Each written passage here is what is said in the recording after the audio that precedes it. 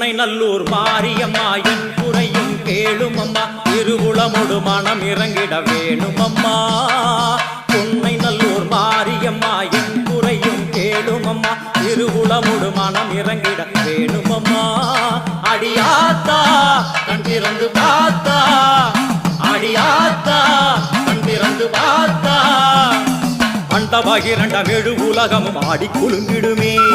கொண்ட வினிகளும் அண்டும் வினைகளும் கண்டு கலங்கிடுமே அண்டபகிரண்டம் எழு உலகமும் ஆடி குலுங்கிடுமே கொண்ட வினிகளும் அண்டும் வினைகளும் கண்டு கலங்கிடுமே அடியாத்தா கண் திறந்து பார்த்தா அடியாத்தா